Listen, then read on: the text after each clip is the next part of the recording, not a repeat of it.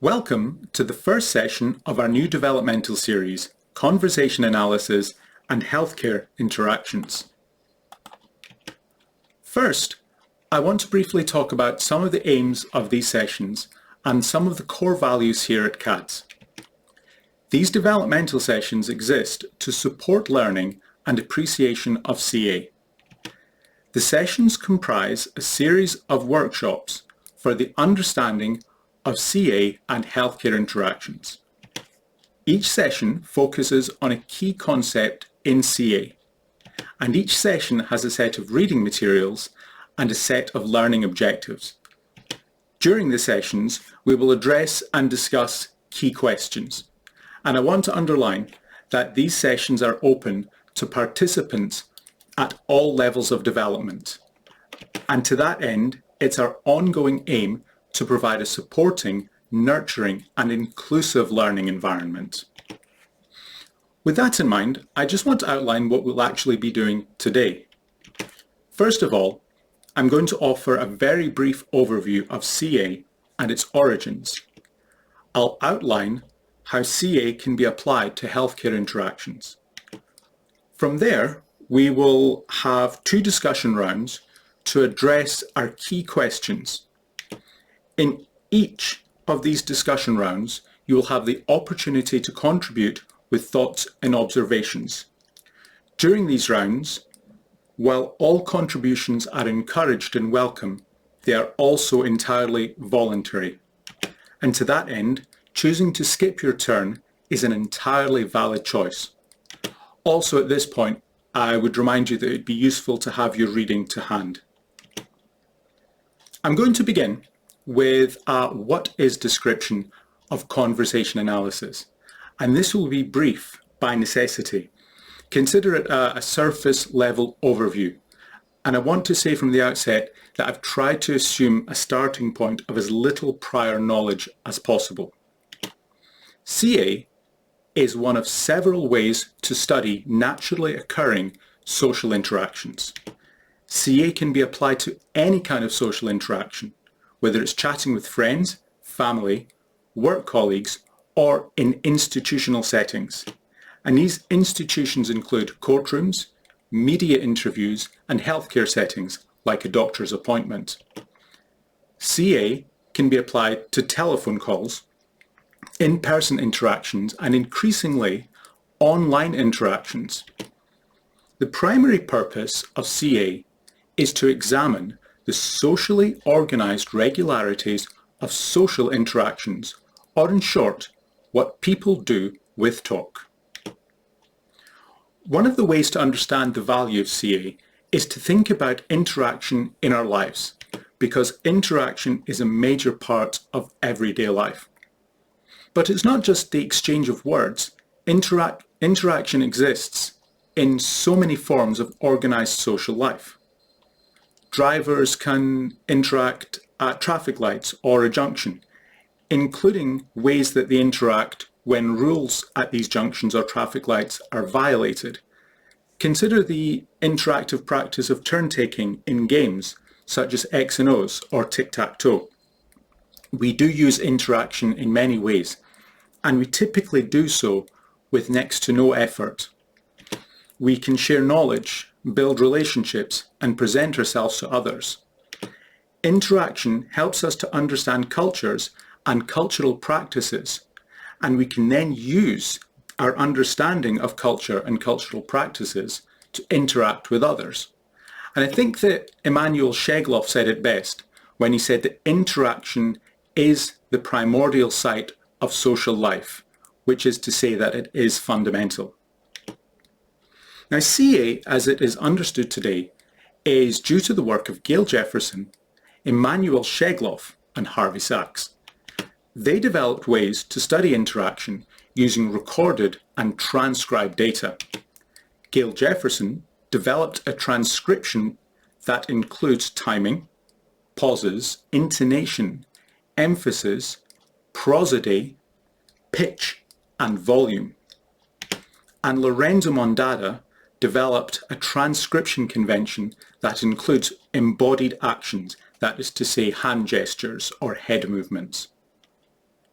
One of the main concerns of CA is to examine what participants do with talk. This includes activities such as greetings, farewells, evaluations, invitations, requests, or telling stories. For example, Harvey Sachs considered the nextness of certain sequences of talk. This concept related to how one type of turn seemed to be regularly paired with another type of turn. These are now known as adjacency pairs. Examples include pairs of greetings, pairs of farewells, questions that are combined with answers, and so many others. As I said, this was a brief overview of CA. Our next session will get a bit deeper into CA as a method. But for now, we're going to talk about how CA has been applied in healthcare settings. In this, our overarching goal will be to examine three analytical concepts: the accomplishment of social actions, the components within a given turn, also known as turn design, the organization of these action sequences, also known as sequential organization. Now, these analytical themes will be present throughout our developmental series, so it's worth keeping them in mind as we continue. Today, we're going to look at the ways that CA can be applied to healthcare interactions. Then, with our focus paper, we will look at the turn designs inherent in option listing for medical treatments during consultations in a seizure clinic. We'll also look at the sequential organization of different option listing strategies within the same setting. And just in advance, these are our key questions that we will address, and we'll come back to these shortly. First, for today's session, we're going to look at an article that outlines the value of using CA in healthcare interactions. Now, healthcare provision relies upon the quality of interactions between healthcare professionals and patients. The organization of these consultations can influence patient participation, decision-making, and quality of care. CA can be used to examine the socially organized practices and social actions within healthcare settings. Now, what CA isn't doing in this concern is making claims about participants' internal states. Instead, CA looks at how actions are formulated in talk and how these actions are received as indicated through the responses that they get. CA can therefore highlight social practices within a setting, highlight available alternatives, and then compare their impact upon healthcare provision quality, such as patient participation or satisfaction with the encounter. Now, our focus paper today looks at something that at first glance might seem like a very ordinary activity. That is to say, when healthcare professionals offer patients choices about their treatment. When they do this, healthcare professionals regularly use a strategy of option listing. Option listing is indeed a normal everyday activity, and it's widely understood as offering some kind of choice. We are indeed presented with option lists in everyday life. At restaurants, we're given menus. When using telephone banking, we're given an option list of buttons to press. It is therefore important to understand that option listing is not a neutral activity, and the way it is done can influence participation and decision making.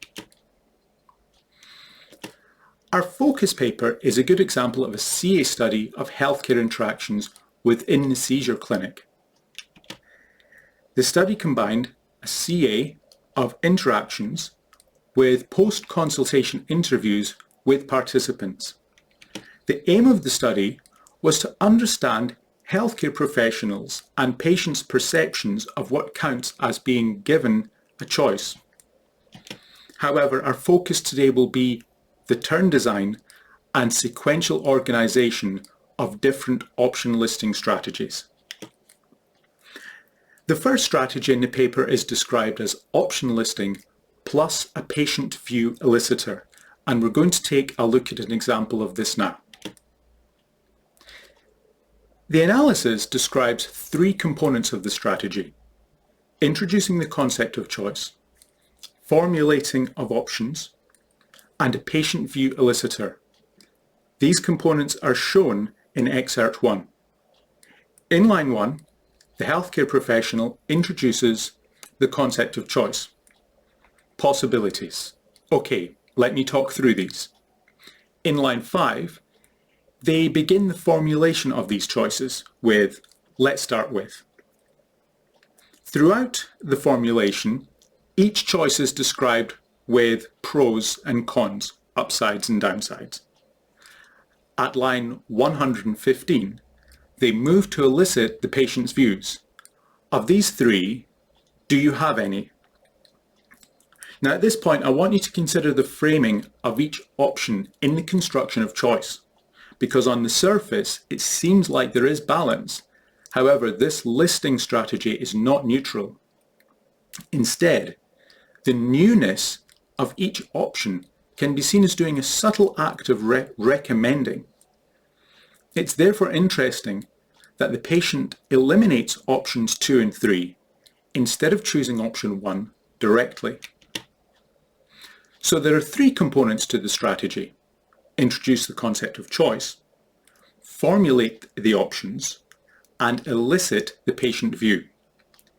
Excerpt 2 hasn't been used here, but it's important to note that the excerpt shows option listing is not a guaranteed path to a treatment decision being made. The next strategy is described as option listing plus a tagged recommendation, and we're going to look at an example next. This excerpt offers a choice between not doing anything and investigating. The concept of choice is introduced at line 9. There are a couple of options here. The first choice of just not doing anything is offered on line 10. The alternative choice of take it a little bit further and investigate is offered across lines 13 and 14. And I want to draw your attention to the word just in line 10 to consider what it's doing there. And for now, ask yourself, why that now? This is followed by what I would recommend. This is a somewhat hesitant tagged recommendation. And you can tell that from the turn design. The pauses, the cut-off talk are all markers of hesitance. At this point, it's important to note that the patient's contributions have been reduced to things like and yeah. These are known as continuers. From this point, the only actual choice presented relates to timescales and procedure, when to investigate and then how.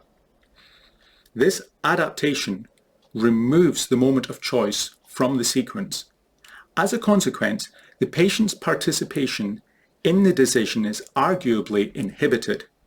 What is also important to think about is whether or not offering nothing versus something is a genuine choice.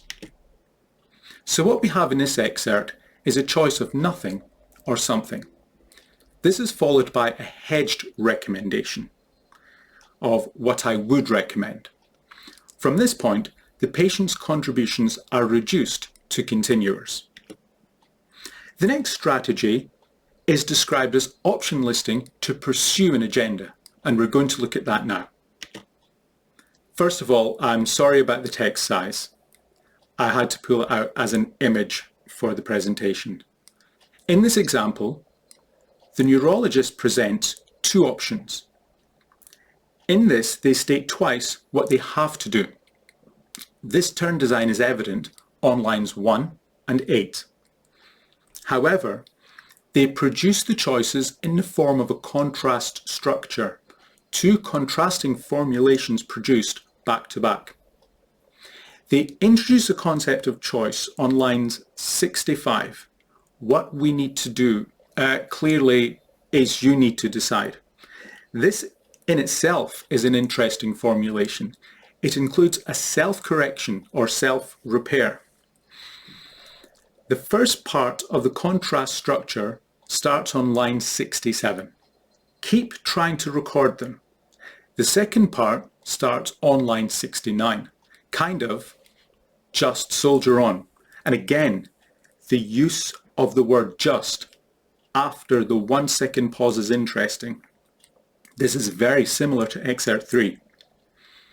In this case, it's the mum who then responds, rejecting the second option of soldiering on. So what we have here is similar to excerpt 3, but the contrast structure makes it much more explicit. This makes it clear that the second choice is somewhat unreasonable as a treatment decision. As is often the case, there will be examples that don't conform to the observed patterns, and these will always be valuable.